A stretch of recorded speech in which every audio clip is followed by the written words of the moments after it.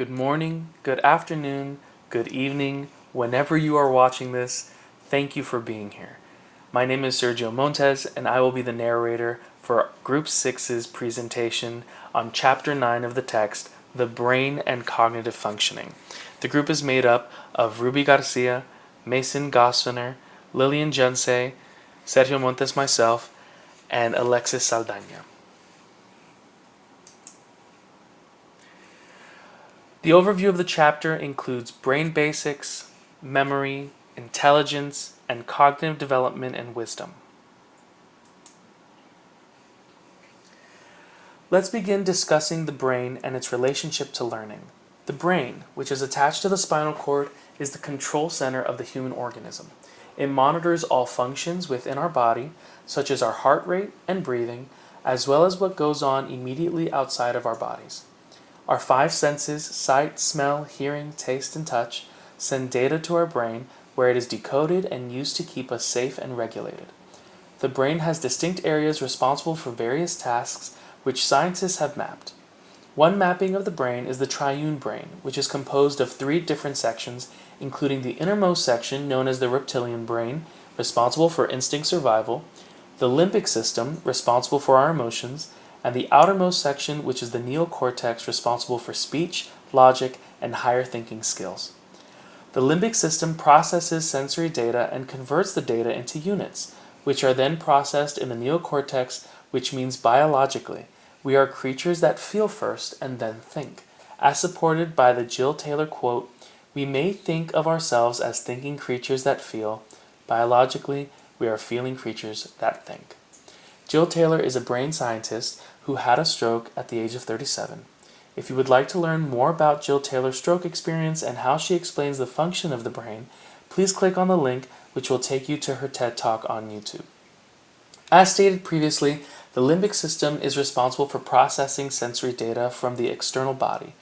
Therefore, how does this relate to learning? For example, if a learning experience provokes negative emotions such as stress and fear when having to give a presentation in front of the class, these same negative emotions will likely reappear the next time you have to give a presentation in front of the class. On the other hand, if a school activity evokes positive emotions such as happiness and pleasure, those same emotions will reappear the next time you have to complete a similar activity that evoked feelings of joy or delight in the past. Learning occurs in the neocortex, the outermost layer of the triune brain. Still, it depends on the inner layers of the brain to pass information, yield control over various activities, and keep the entire system activated. Another map of the brain that illustrates how the brain works, created by scientists, is the hemispheric brain map, which shows the left and right sides of the brain. Each half of the brain affects different mental functions. The left hemisphere of the brain controls the right side of the body and is associated with logical, analytical, linear, verbal, factual, and sequential thinking. The right hemisphere of the brain controls the left side of the body and is associated with creativity, intuition, artistry, nonverbal communication, emotion, and imagination. Has anyone ever asked if the way you learn is connected to your dominance of either brain hemisphere? Our education system tends to favor the left hemisphere of the brain as there is a strong focus on verbal and analytical strengths. However, the reality is that both brain hemispheres are necessary for effective learning. For example, understanding how to add and subtract while completing math problems out of a textbook would require the left hemisphere of the brain, whereas later, in a simulation game, the classroom can be converted into a grocery store, and you are responsible for balancing your checkbook after receiving your weekly paycheck and buying groceries with that money. That would encompass a math learning experience using the right side of the brain. Learning while utilizing both hemispheres of the brain will result in a more meaningful and concrete learning experience. As science evolves, neuroscientists have found that the brain changes as it learns. This is referred to as neuroplasticity, which is the brain's ability to rewire or expand its neural networks. When Jill Taylor had her stroke at the age of 37, she had to relearn how to do many activities that she had taken for granted. And thanks to her brain's ability to rewire or expand its neural networks, she was able to get back to both physical and mental baseline after 8 years. The brain learns when challenged. When the mental process is easy, the brain is engaged, but not altered. When learning occurs, the brain changes. The stronger and more numerous the networks, the greater the understanding. Studies have also shown that increased signaling by cortical neurons generates the growth of more branches. Memory. When we talk about memory, it is important to note that our text acknowledges 3 specific types of memory, and while they are distinct in their definitions, this quote from the text says, "We first react with our senses and emotions to stimuli before these data are processed in meaningful ways." This brings us directly to our first type of memory, sensory memory. This is the raw material that our senses pick up that make up any experience we can ever have. These sights, sounds, tastes, touches, and smells all get picked up and passively processed in the moment. Working memory has to deal with the processes that help any sensory memory cross over into long-term memory. It's the bridge between them. Working memory, as the name suggests, is where information is attended to for either temporary use or put into storage for later. The diagram here shows the distinct power that working memory has to access sensory memory where new information is being collected and to go back and forth to long-term memory in order to help store or access previously processed data. The last type is long-term memory that acts as the filing cabinet for our brains to put all that hard-earned information. Let's take a closer look at long-term memory.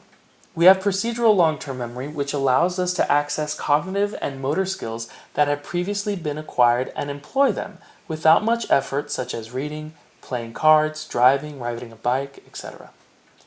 Episodic long-term memory was coined and defined by Tulving as time traveling to a certain time in our own lives. It's where we can recall memories with the sensory stimuli still intact, and it plays in our minds as a narrative. Semantic long-term memory is about the ability to recall and apply facts that have been learned and accepted, like knowing who the first president of the United States was, where China is on a map, and how to define trust. Encoding. This is the process of getting information into long-term memory. The more distinctive the encoding operations are, such as mnemonic devices, memory practice, and other processes built to help us remember the information, the clearer the information stays in our minds.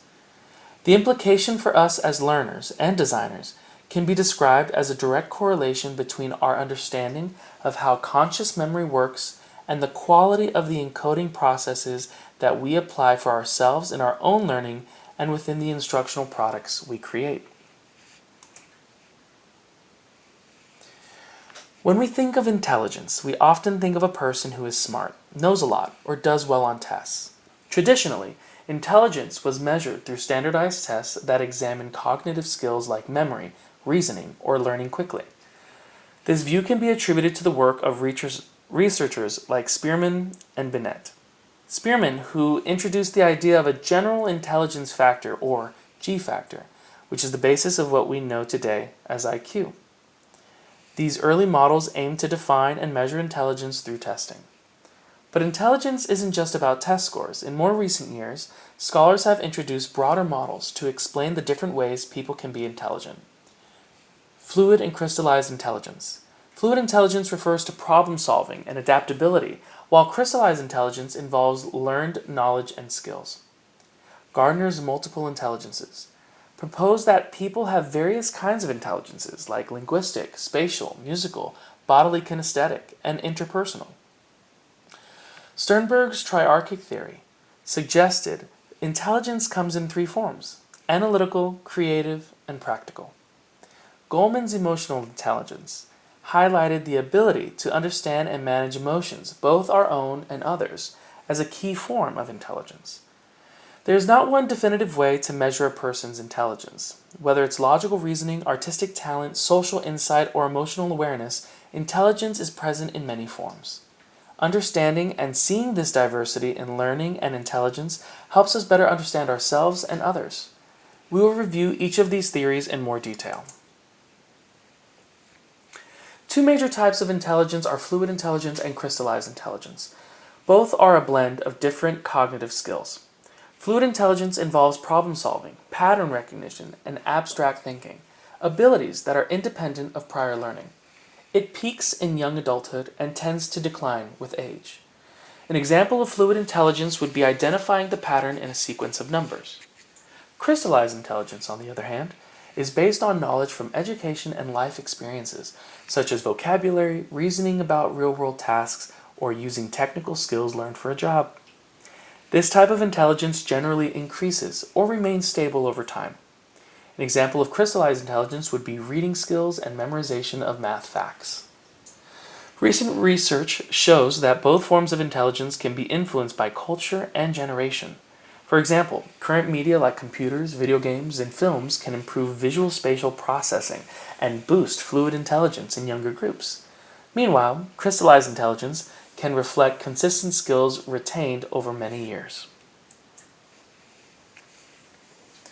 Howard Gardner from Harvard University challenged the traditional definition of intelligence as a single innate ability measured by IQ tests. He proposed that intelligence is a biopsychological potential to process information within cultural contexts. Gardner first identified 7 intelligences: linguistic, logical, mathematical, musical, spatial, bodily kinesthetic, interpersonal, and intrapersonal. Later, he added naturalistic and existential intelligences. His theory emphasizes that individuals possess unique combinations of intelligences, allowing for diverse expressions of ability across cultures. Gardner's theory of multiple intelligences influenced K-12 education more than it did higher education. Higher education prioritizes verbal and analytical skills with test scores, admissions, and testing for graduate school. Kazar argued that higher education could incorporate collaborative learning and recognizing intrapersonal and interpersonal intelligences to better align with diversity and access goals. Gardner's theory was applied in adult literacy programs to support diverse learning styles. The National Center for the Study of Adult Learning and Literacy applied Gardner's theory in adult literacy programs. Teachers designed learning activities that engaged multiple intelligences, allowing adult learners to express understanding in diverse ways. This included movement, art, music, and writing. This approach increased learner confidence, and they saw themselves as learners in a positive way through reflection. Reports and materials are available through the NCALL website. Sternberg's triarchic theory reframes intelligence as more than just book smarts. He introduces 3 types: analytical, creative, and practical. While traditional education emphasizes analytical skills, adult learners often lean on creative and especially practical intelligence, using lived experience and intuition to solve real-world problems. Sternberg calls this successful intelligence, not just knowing things, but applying the right kind of thinking at the right time. Goleman's theory of emotional intelligence emphasizes that emotions drive behavior, especially in adult learning. EQ includes skills like knowing what you're feeling, managing that feeling, staying motivated, empathizing with others, and maintaining strong relationships. These are critical for learners in online spaces where tone and intent can easily be misread. Emotional intelligence can be just as important as cognitive intelligence for success. Now let's move on to cognitive development and wisdom.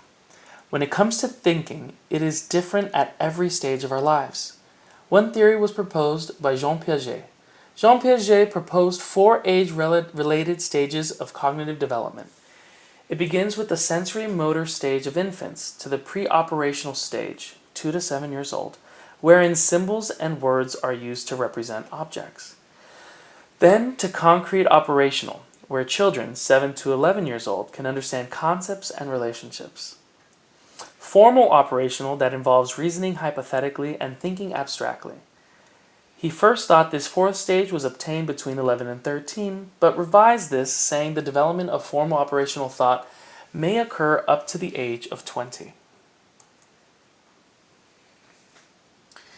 You can also think of these found stages as how you would expect each age group to react to a pack of playing cards. Infants would take hold of some cards and likely put them in their mouths. A 4-year-old could probably sort the cards into piles of kings, queens, and jacks. A 10-year-old could play a simple card game using all the cards, and a young adult could play a more complicated card game like poker or bridge. Piaget is not the only person who had these theories, but he was the blueprint for most theories surrounding cognitive development. These are the additions to this model: Perry stages of moral and ethical development, Kohlberg stages of moral development, reflective thinking, ego development, faith development, self-development. These theories directly connect to how we are as individuals, but how we learn and why it is so important for us as educators to understand that connection. Sometimes thought of the way some people think about problems are normally connected to our age. Wise persons are highly developed, and their perspectives include self-transcendence, depth of understanding of the meaning of life, philosophical commitments or spiritual development, reaching a sense of the basic unity of self with universe, and recognition of the limits of human knowledge. The many facets of wisdom, the nature of wisdom, what it means to be wise, and how adult education can foster the development of wisdom. That wisdom is directly connected to how we as adults can connect with different aspects of education, and normally succeed when our own experiences, personal funds of knowledge, and interests are factored into the learning environment. Welcome to the end of our presentation. We hope you were able to take something with you. Please feel free to peruse our references slide.